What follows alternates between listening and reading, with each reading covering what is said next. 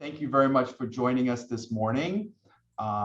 Today, we will be providing an educational webinar on insuring your association and tips from industry experts. I am privileged today to be joined by Kyla Thomson, a partner at Goede, DeBoest and Cross, as well as Tammy Hynes, who is an operations manager for Assured Partners. My name is Regan Marock. I serve as Vice President of Florida Operations for AKAM. And we're going to get right into it. Just a couple of housekeeping items. There is a Q&A box at the bottom. If you have any questions, please submit them. We will do our best to answer them during the presentation. And if we cannot, we will certainly get to them afterwards. So with that, let's get right into it. We're in budget season. Regardless of budget season, insurance is always a very hot topic.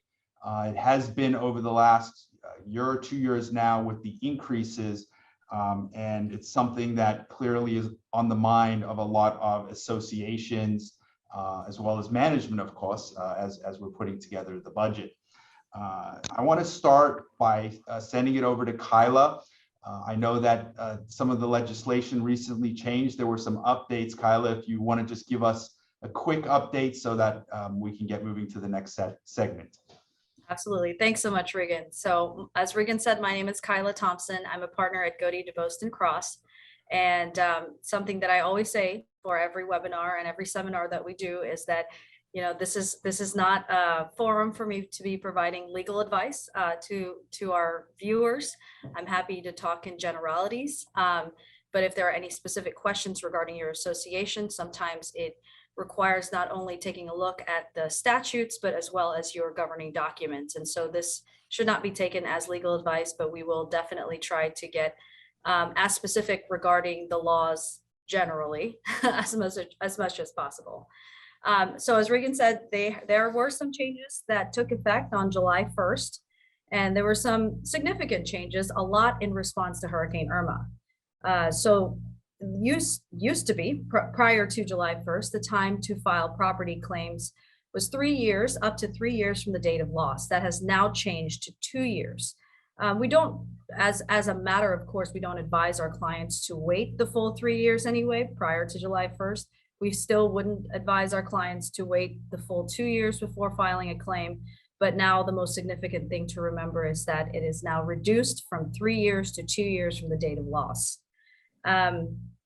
Some people use the public adjuster. I know a lot of our clients, condominium associations, as well as our individual clients use the public adjuster to represent them in discussions with the insurance companies. The public adjuster used to have 3 business days actually to cancel a public adjuster contract. That has now been changed from 3 business days to 10 calendar days. So it does provide some more time to cancel. There's also a requirement that there's this huge 18 font disclaimer on the contract that says that you have such time to actually cancel the contract. So it's really important. I know that after a disaster or after a hurricane, there's a lot of pressure to sign stuff. There's a lot of pressure to get things fixed. It's very, very important to read what you are signing because sometimes you're getting less than what you're thinking that you're getting. And the good thing is that this change will require public adjusters to allow the cancellation within 10 days, 10 calendar days. And they're now required to provide you with a proof of loss, basically with itemized information regarding what the loss would be or what the claim would be for your property within 60 days of providing that contract. So we heard many, many times from many of our clients, we've signed something with a public adjuster and we haven't heard from them in 6 months. And so it's not uncommon to hear that. Now there's actually a requirement that you have to, as a public adjuster, you have to turn around and actually provide something to your client, which is never a bad thing in my opinion, because you know that they're working for you. And this is some subrogation. This is something that is really interesting and something that's actually quite good. Subrogation means that For example, we see this quite a lot. If you are a unit owner and you suffer a leak either from the association common elements or from the unit above you, and your unit, your insurance pays you for your damage in your unit, often I will see the insurance company actually take your place as a unit owner, turn around and sue the association for the cost of what it costs them to pay their insured, you as the unit owner. And so there was a change in the subrogation law that states now that if the condominium association's insurance policy doesn't have the right to subrogate against the unit owner's policy now does not have the right to subrogate against the condominium association. This is actually a good thing, because what we've seen is that it puts the unit owner and the condominium association at odds. And of course, it's easier for the insurance company to kind of step in and take that place. But the condominium association, the board members are seeing these unit owners every single day, because you guys are all neighbors, of course. You know, it's easy to remember, or it's easy to forget that, you know, the condo board, you think about the condo association as this corporation, but in the end, you're a community and you see each other all the time.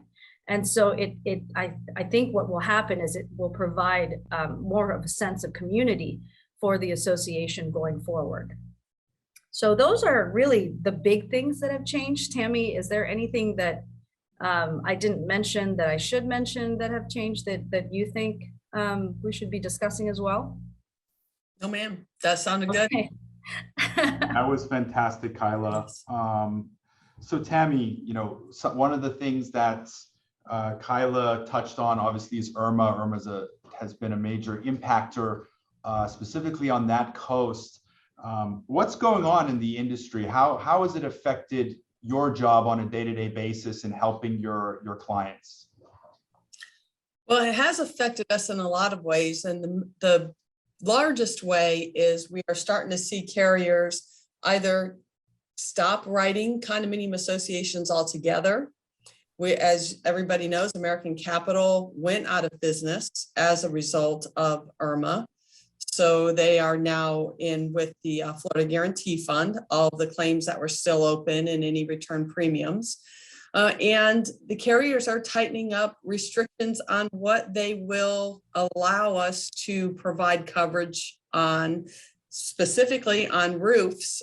Because there were so many roof claims, many carriers are not accepting anybody that has a roof over 10 years old, which makes the market very small because nobody replaces their roofs every 10 years. Mm-hmm. Also, if they do write the 10-year roof, they're given what they call an actual cash value settlement on the roof. In the past, we've all seen replacement costs. That means what it costs to put the roof back on in today's pricing. Actual cash value means what it costs in today's minus the years of depreciation that you've had the roof on there. So if you have a 20-year roof, they'll take 20 years of depreciation off before they'll pay you for it, which means you're going to need to reserve a little bit higher on some of these things as well. We've also seen the carriers restricting coverage as they used to give what they called agreed value. And everybody knows you have to have an appraisal in a condominium association every 3 years. Many associations have decided to save money and only get an appraisal every 3 years because they have what they call agreed value on their policy.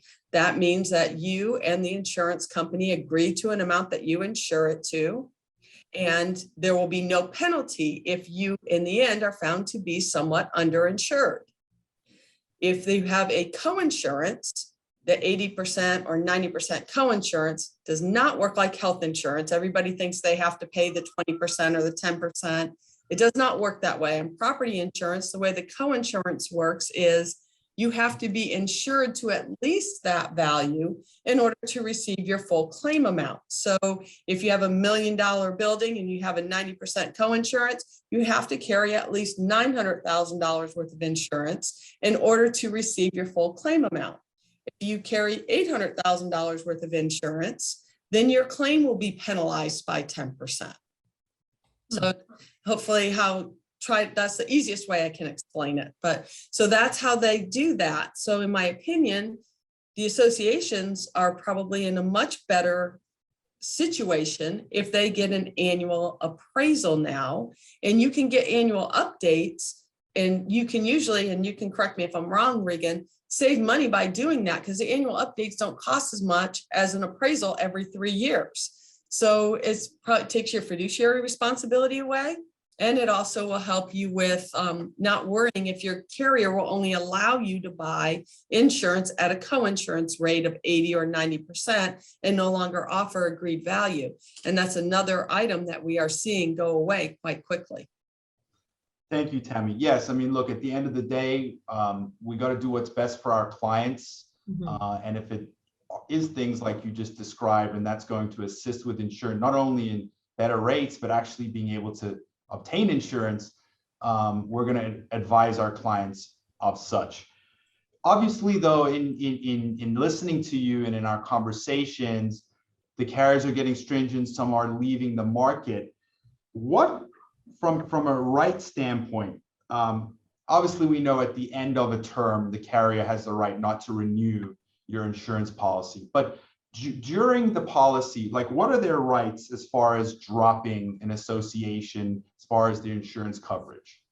So good question. So as you all know, typically when you write a new property policy, your insurer will do an inspection of the property, and they might have some recommendations, some items that they want to have fixed or updated, trees trimmed away from the buildings, different items like that.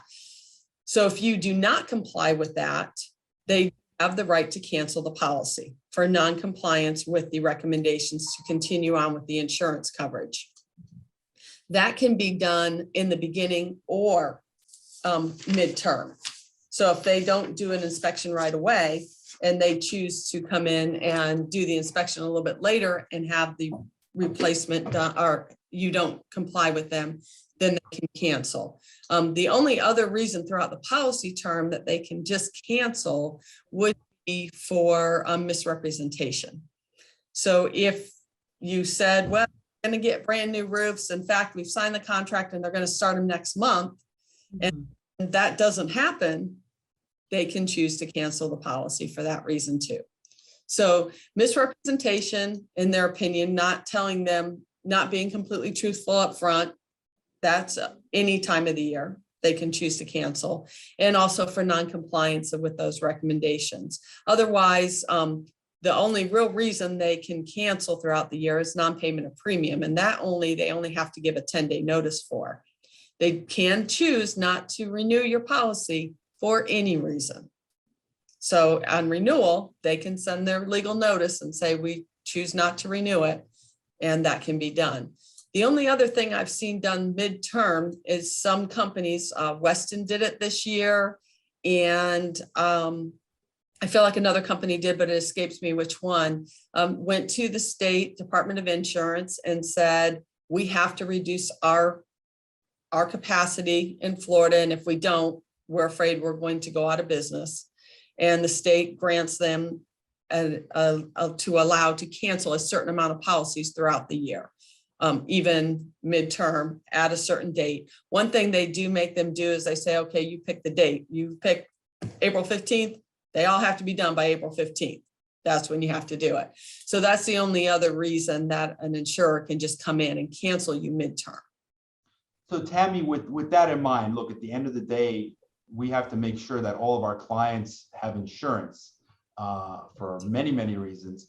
What are some, like if there's a certain aspect that the insurance is looking for the association to do that they haven't, what are some workarounds so that at least they maintain certain level of insurance while they're taking care of that issue that the carrier is waiting for? So if the workaround is, if you're taking care of an issue, so if you have a recommendation to trim bushes and you have a contract to get those bushes trimmed, but so many people have that contract to get it done, and I can't get mine done for 60 days because I'm waiting in line. Then if you can prove to the insurance carrier that that's what you're doing, look, we are complying we just can't get somebody here until this date. I have never had an insurance carrier say, okay, we're going to cancel. They will work with you on those ways. So as long as you are working with them, they will work with you. I have a carrier that doesn't do that. Now, during this process, and obviously we're talking about a hypothetical, the association's insurance representative, like with your clients, is working very closely with management through this process, correct? That's an expectation. Right, that is correct. So we're working with you to find out what you're doing, what's happening, so we can convey that good news onto the carrier and keep the policy in effect. The last thing we want to do is try to shop for new insurance for you too, because we know it's going to turn out in a good situation. So we want to work with your property manager to continue on with what you chose in the beginning, the best coverage for the best price, and figure out a way to get that taken care of. Everybody knows now if you have to get your certain things done, it's taking a lot longer than it used to. We are backlogged and getting things from contractors. Contractors can't get materials. Things are taking a lot longer than they used to, and we know this. So we will work with you on that. Perfect. All right, let's switch gears a little bit. Personally, in my career, I've always been a big proponent in seeking legal counsel and making sure they're involved, especially when it involves liability or a lot of money.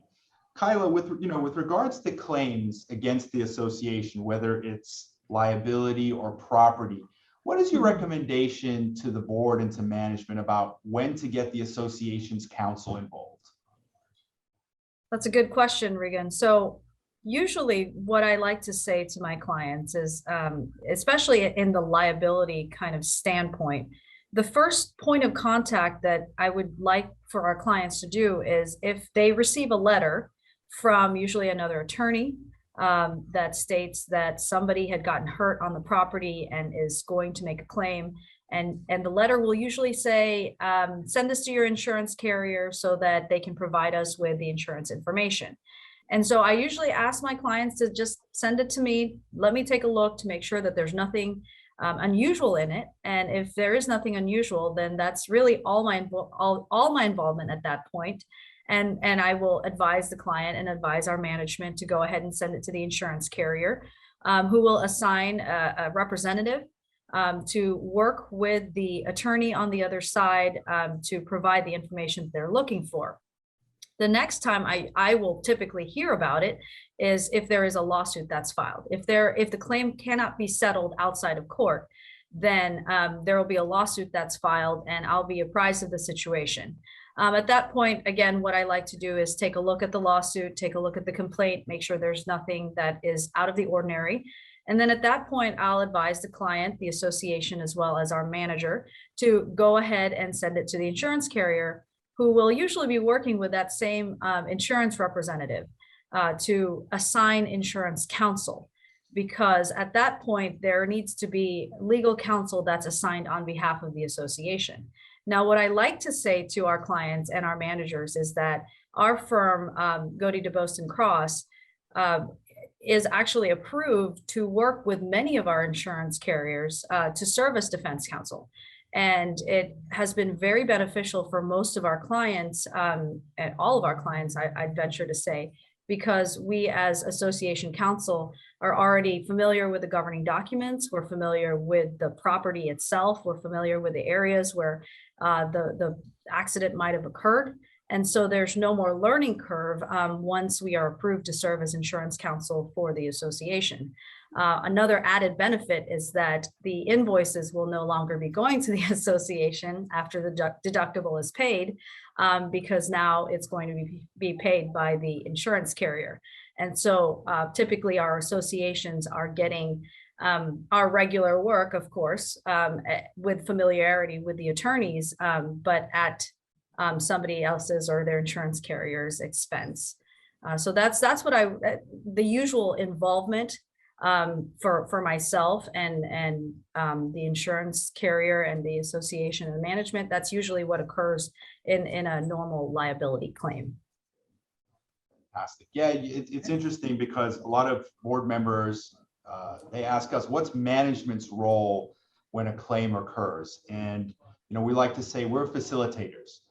Our job is to make sure that we are compiling all of the data, the evidence, if there are photos of a slip and fall, and basically making sure that we preserve that and provide that to the insurance, the counsel that is assigned by the carrier, and make sure to be available that if they need any follow-up information, we can provide it. We simply want to keep the process fluid. The end goal is to resolve the issue and also to get, if it is a claim on behalf of the association, get it paid as quickly as possible. What are some, Kyla, what are some common mistakes that associations make during this process? So that's also a very good question, because there is a 4-year statute of limitations on these liability claims. So sometimes there will be a large gap of 6 months to a year between receiving that insurance letter of I need to see your insurance and actually filing a lawsuit. Sometimes it lasts more than a year before you actually file a lawsuit. And so at that point, maybe the personnel who was there, who was involved at the time, is no longer there, or maybe we've forgotten the specific circumstances of what occurred on that specific date of loss. And so what I always tell my clients is, if somebody comes in and they've said that they've had an accident, they've slipped and fallen, or something has occurred, you need to be taking statements. You need to be asking them to provide their own statements. If you write their statements for them, there's a chance they're going to turn around and say, well, that's not what happened, and I didn't write that. So if, as much as possible, have them type something up and sign it, or have them write something down and sign it regarding what actually occurred. We typically see a lot of slip and falls when it comes to, or actually tripping over sidewalks. And so sidewalks that are not as level as they should be. Go to the accident site, take pictures, just gather as much evidence as possible and keep it in your association record in case something does occur and our memories are not as good as on the day of. Correct. And remember, not always do they hire an attorney within the first year or two. It could very well be that they had a mishap and lost a job, and they were sitting home, and the attorney letter commercial came on TV, and they said, well, I fell 2 years ago. Right. I still have time. So, and a lot of things change. And I'm still in pain. I still have damage from what happened. So we'll see if we can get something. That's right. So sometimes we don't always have all of the information either. So that's true. Thank you. So, all right, so let's move into what many people on this webinar are wondering, Tammy. Obviously, with insurance rising at the rate that it has, there are a lot of questions that have come up, questions about, how much higher can it go? Why is it going up? My question to you is, and this is something that I'm fascinated by, is what control does the association actually have over the increase of their insurance costs? They have a few controls. One control is to be sure that your agent is looking at all available markets and not just allowing your policy just to renew as is.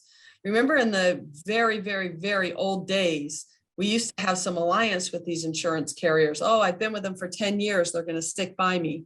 I'm going to promise you that's not the case anymore.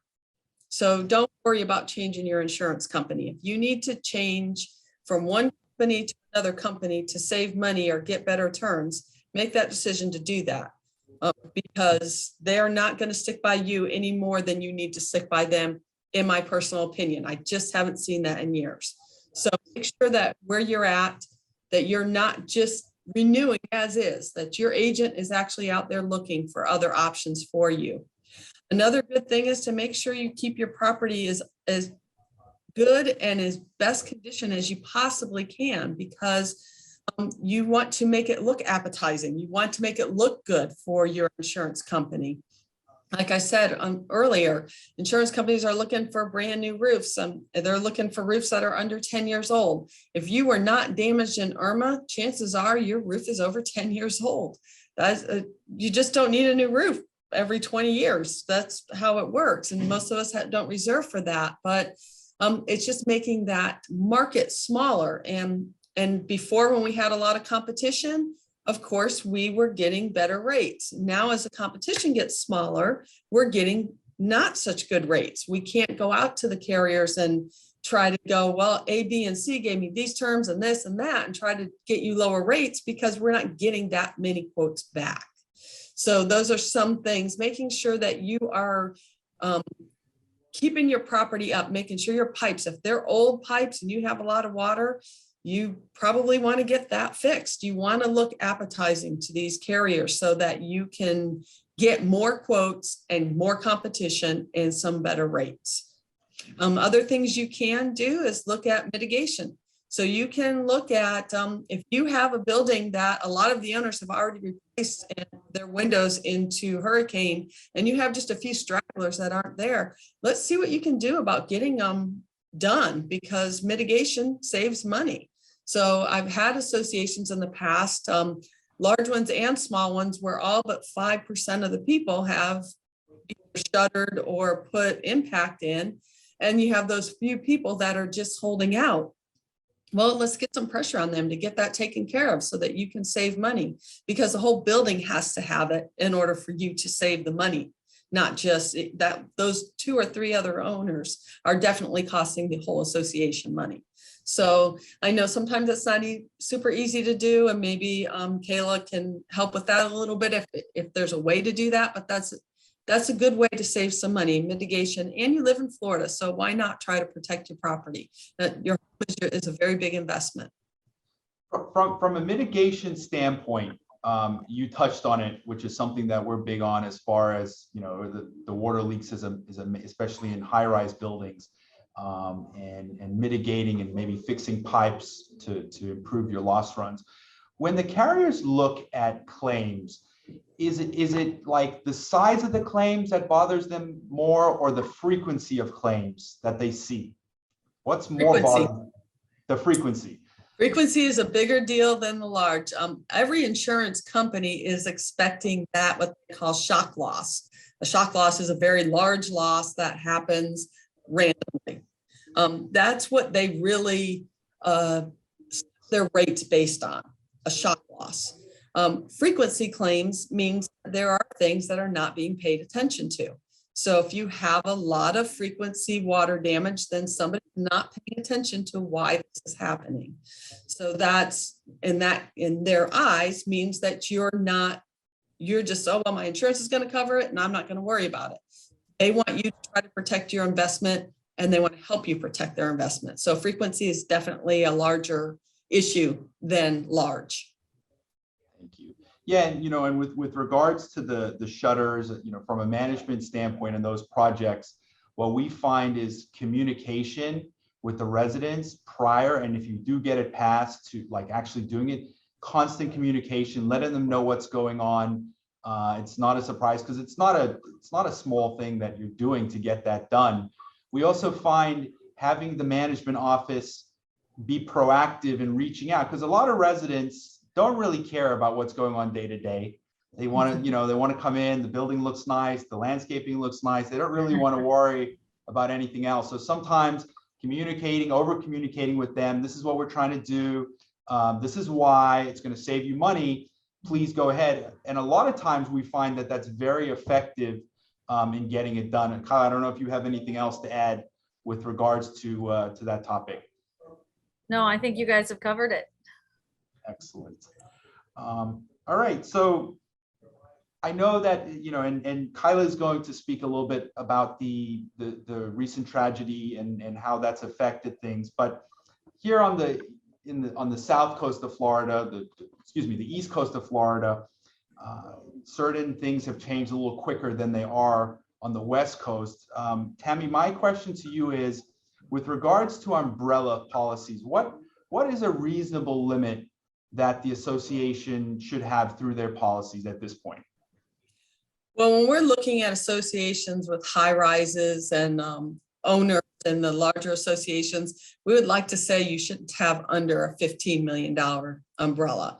And remember, if you have a $5 million umbrella policy right now, and you want to go to 15, that doesn't mean your cost is going to triple. It does not. Umbrella doesn't work that way. So going up to the higher amount typically isn't a lot more money and worth having it done. When you're living in a building that's, $80 million to replace, and you only have a $15 million umbrella or $5 million umbrella, you might want to think about increasing that to be sure that you're safe. Also, when you have more unit owners, remember, there's more opportunity to, in my opinion, make somebody upset. So you want to make sure that you are insuring yourself. Your D&O policy is $1 million. Typically, that's what they call the underlying or the deductible for the umbrella. It pays the first $1 million, your umbrella pays after that. So right now, the carriers are still accepting a $1 million limit on your directors and officers, and then you buy the additional part on the umbrella. Will that change in the future in light of this tragedy? I don't know. I don't know if they'll start asking them to go to a $2 million limit before the umbrella responds, but that's possible, but it's not happened yet. Yeah, I'm so glad that you brought up D&O. Being a board member is a thankless job. Obviously, the pay sucks, as the participants on this webinar know. And that is a question that we get a lot. And look, people are becoming more litigious. Social inflation is up. Am I, as a board member, that I give my time to do this, am I protected if a claim is to be made? So it sounds like, as of now, what you're saying is, whether the limit is $1 million or $2 million, and obviously every building is different, the umbrella kind of kicks in above those limits. That's correct. Perfect. Okay. So Kyla, with that, why don't we, if you want to just give an update on the, with regards to the tragedy and what's going on with that, and then we'll jump into the Q&A. Okay, sounds great. So first of all, it was a very significant tragedy, what happened in Surfside, and I think the impacts of it under the law are still going to be felt. There are things that have changed little by little, but in terms of larger legislation, I think they're still being discussed. I think there's current discussion going on. There's talks about more significant changes regarding building inspections and the stringency of those inspections and the frequency of those inspections, and basically making sure that our condominium associations and their buildings are strong enough to withstand, especially in the coastal areas, our everyday elements. And so I think that come July 1st, 2022, I will probably have a webinar full of stuff about things that will be changing as a result of the Surfside tragedy. But as of now, what we've been seeing is directly after that occurred, we saw different insurance companies basically send letters to their clients to say, we need to see if your building is over 40 years old, that you've been inspected and that it's passed. And if you haven't passed, then we're going to require you to go through it and make your fixes, or we're going to cancel you within 45 days, or we're going to non-renew. What we've typically seen is the threat of cancellation. And of course, especially after Surfside, a lot of our condominium associations were doing whatever it took, knowing that maybe these inspections should have been occurring in the last few years, as opposed to now doing it after being under the threat of non-renewal or cancellation from our insurance companies. So there's not really much that I can say law-wise that has changed already, but I will say that our association should be looking forward to, or maybe dreading, but we are going to be seeing some significant changes, I predict, come the next session or the next legislative session, and stuff to come out that will be in effect as of July 1st, 2022.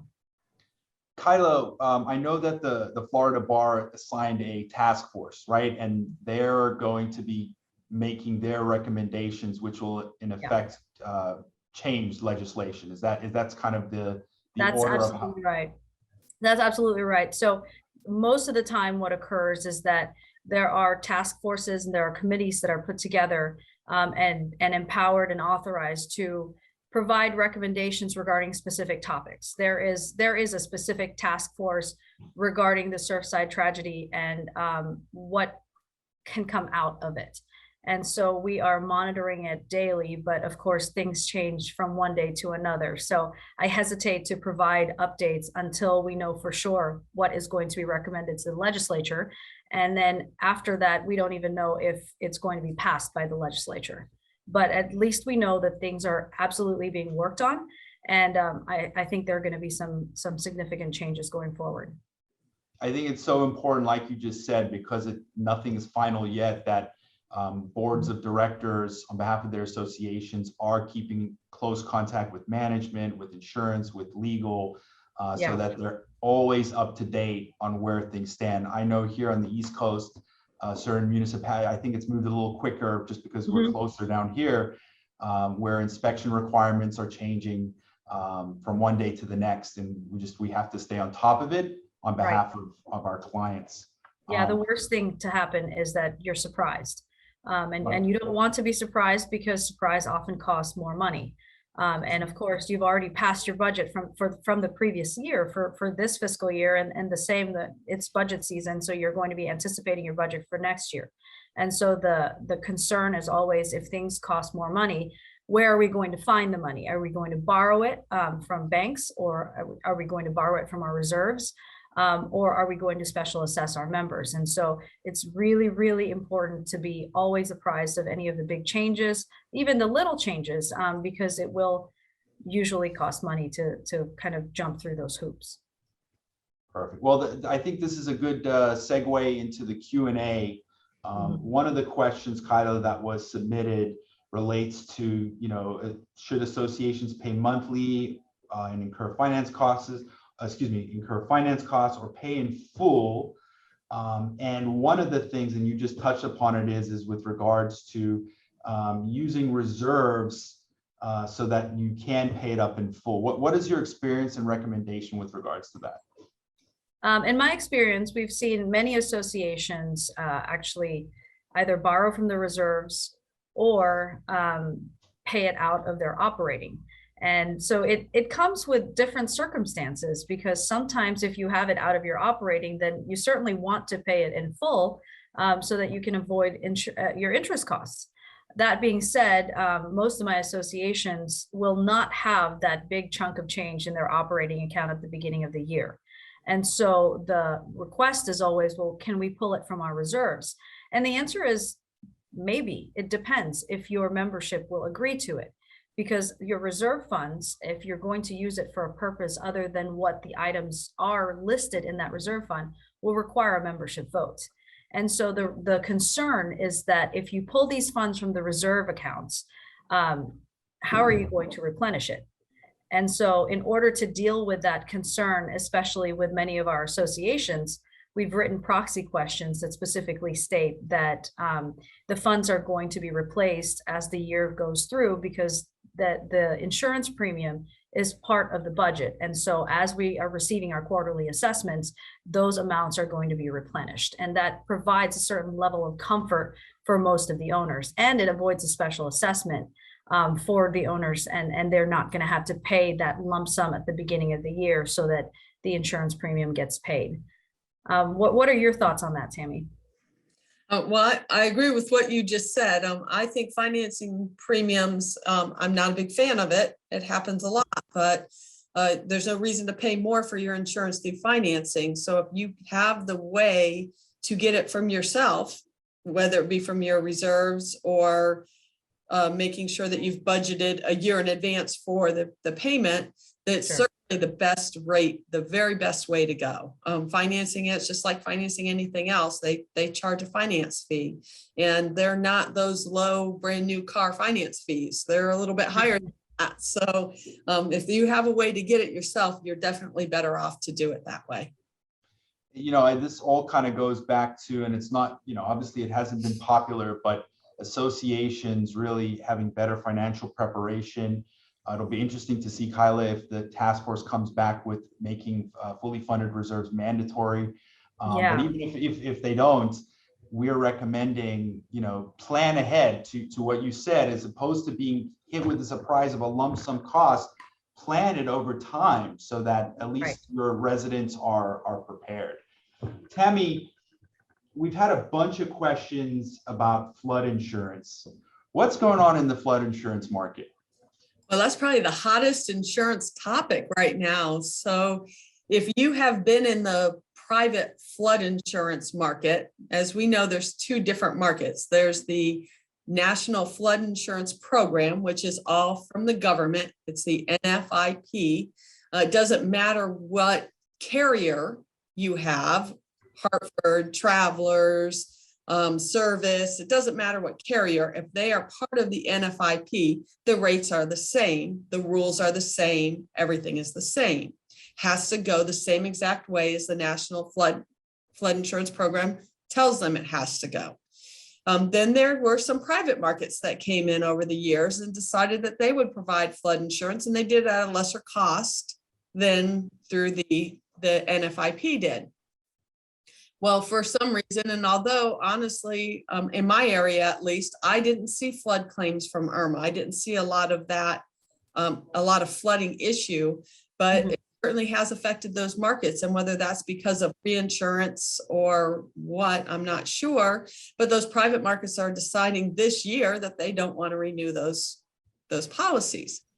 Well, effective October 1st this year, the National Flood Insurance Program implemented a new way of rating flood insurance, and it's no longer the way it used to be. In the old days, if you were in a flood zone AE or a flood zone X or a flood zone V anywhere in the United States, and you had the same elevation, you paid the same rate. You're no longer doing that. They're using what they call a GIS map. I would love to answer the question of what that is, but I don't know, and they can't answer it for me. So I just know it's a map that's in the background of the rating system that tells them what their probability of paying a flood claim is going to be. When we first did all of this training, they said, 70% of policyholders are going to save money, 30% are going to see a 5% increase, and the rest of them are only going to see a very minor increase.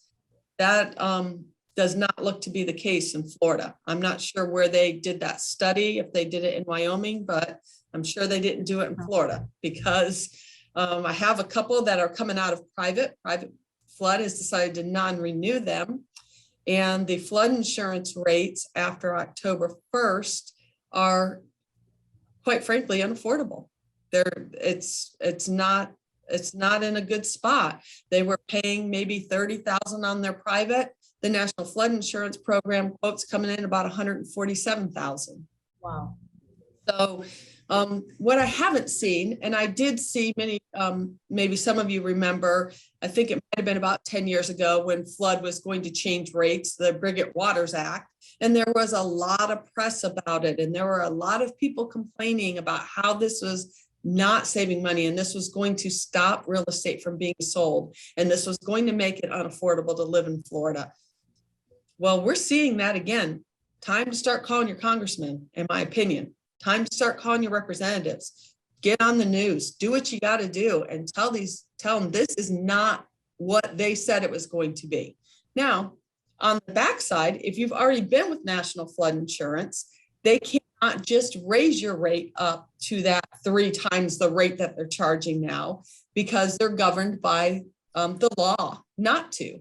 They can only raise the rate 18% a year, not excluding fees, according to what the government has put in place for them. But you will see that full 18% increase until you reach what they say is your true cost of flood insurance. So if you're going up 18% a year to get to twice the rate, every year you're budgeting for a lot higher flood insurance. So again, it's time to call somebody and make a deal out of this, because if we don't start making a deal out of it, we're not going to get it changed. And I know it can be changed because it was done 10 years ago with Birgit Waters. It was definitely a big deal. And I don't know why it's not yet. If it's just because it hasn't hit the general public, because October 1st is Probably why. few days. Yeah, maybe that's why. But I know I have some that we have provided quotes, and I've advised them the same thing. Unfortunately, I can't go to a different carrier and get a different rate. National Flood is National Flood. The rates are the same no matter which one you use. So it is going to be very expensive, especially if you're in a private flood policy and they choose not to renew you and you have to start over with NFIP. It's going to be unaffordable. So I just want to reiterate what Kyla had said in the beginning. I'm sure for a lot of board members, what we've been discussing is resonating with you for your association. But because this stuff is so complicated, it's so important that you reach out to your professionals to speak about your situation specifically. Just because we're talking about a lot of money and just a lot going on. I mean, Tammy, that's quite incredible. Yeah. All right, so let's go. We have a question here. Kyla, I'm going to send this one to you. If the governing documents state the owner is responsible for the maintenance, repair, and replacement of windows and doors, is it the owner's insurance, association insurance, or both responsible for coverage? So it depends, and that's a real lawyer answer for you. It depends on the situation. It depends on the situation. So if you're a condominium association, 718 condominium association, and there is an insurable event, then the insurance provision in 718 would kick in. And that would mean that the association would very likely be responsible for replacement and payment of the replacement of those windows. That being said, if let's say you're in a high-rise or a regular low-rise condominium and there's a baseball that goes through your window and it needs to be replaced and it's not associated with an insurable event, it will likely be your responsibility depending on the maintenance provisions of your governing documents. Perfect. Okay, and then Tammy, this is a question. How many viable property markets are there for non-high-rise associations at this point? Well, want me to give you an insurance? That depends. I love it. That depends. It depends on the age of your building. It depends on the age of your roof. Depends on how your claims history is. And right now, the markets are very, very small. There's not very many to even go out to in the very best situation. And we are constantly on the lookout through brokers to find other carriers. And we get daily mails of people that say, we're insuring condominium associations. So I call them up real quick and I'm like, hey, I'm from Florida and this, and they're like, yeah, not in Florida, we're kidding. But so the markets are getting smaller and it really does depend on the characteristics of your building. Your building is a little bit older, roofs are over 10 years old, your markets are a lot smaller than somebody that's in had the roofs replaced or is a newer building. Thank you, Tammy. And there's one question here from Tara Gartner, which I don't understand the question. So we will, Ms. Gartner, we will answer your question, but offline, just so make sure that we're answering specifically to what your question is. And with that, I think, but let's see, is there another question here? No, that's it. I think we should wrap it up. I think this has been a fantastic webinar. I personally have learned a lot. And if each of you want to give your closing comments just based on today's webinar, Kyla, if you want to start. Sure. I just want to thank both of you, Tammy and Regan, for giving me the opportunity to speak today. Insurance is certainly a complicated subject, especially when it comes to insuring a large amount of property. And so I would encourage our clients, our associations, our board members to rely on your professionals, to use your business judgment when making decisions, and always think about, your fiduciary responsibility when it comes to your members and making sure that you're making the right decisions for the entire association. Thank you so much for having me. Perfect. Thanks, Kyla. Tammy? Well, same, I'd like to thank both of you for allowing me the opportunity to be the insurance professional here. I am honored to do this and answer questions. I am available to answer questions offline if you need me to do so. Be sure that you are working with the professionals, whether it be lawyers, whether it be property managers, whether it be insurance, that you are comfortable with and that you know are working for you. Thank you, Tammy. And from my perspective, just drawing upon both Tammy and Kyla, no one person can be an expert at everything. So as management, our responsibility is to work with experts in their areas. And people like Kyla and Tammy, no one knows more about insurance and legal than they do. And to business judgment, because things are changing all the time, it's important that you use that judgment to do what's best on behalf of your association. So as Tammy mentioned, thank you for your time. If you want to reach Tammy, her email address is there, tammy.hynes@assuredpartners.com. My email address is rmarock@akam.com, and Kyla's is kylathomson@gadclaw.com. Thank you again, and we'll see you soon for the follow-up webinar.